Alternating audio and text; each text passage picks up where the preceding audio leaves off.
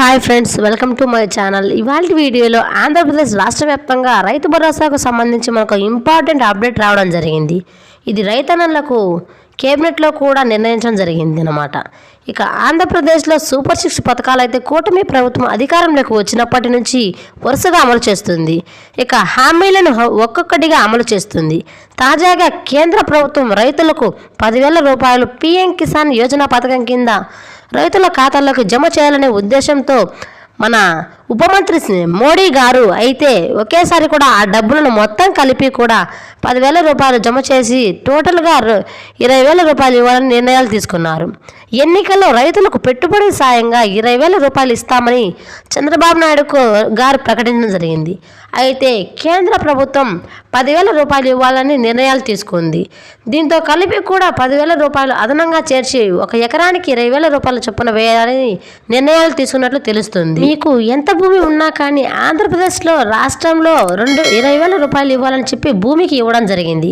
ఇది కేంద్ర ప్రభుత్వం ఏదైతే అనుసరిస్తుందో అటువంటి రూల్స్ను ప్రాథమికంగా రైతాంగానికి కూడా అమలు చేయాలని భావిస్తుందన్నమాట. దీన్ని గతంలో రైతు భరోసా అనే పేరు ఉండేది. కూటమి ప్రభుత్వం ఏర్పడిన తర్వాత అన్నదాత సుఖీభవ పథకాన్ని ఎన్నికలకు ముందే నామకరణం అయితే చేశారు. చంద్రబాబు నాయుడు గారు తాము అధికారంలోకి వస్తే 20,000 రూపాయలు ఇస్తామని చెప్పారు. కేంద్ర ప్రభుత్వం నిధులతో కలిపి కూడా ఇస్తే ఎలా అని ప్రతిపక్ష నేతలు ప్రశ్నలు వేస్తూ ధీటుగా సమాధానం చెప్పాలని చెప్పారు.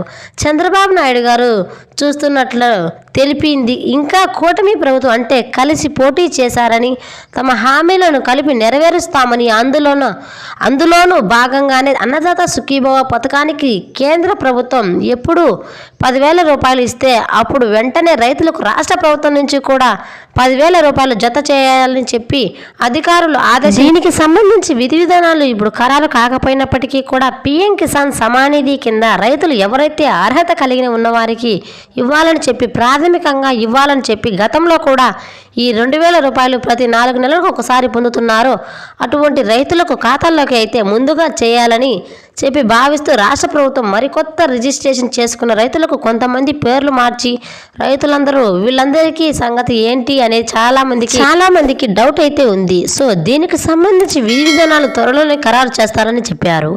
ఇదండి ఇవాల్టి వీడియో.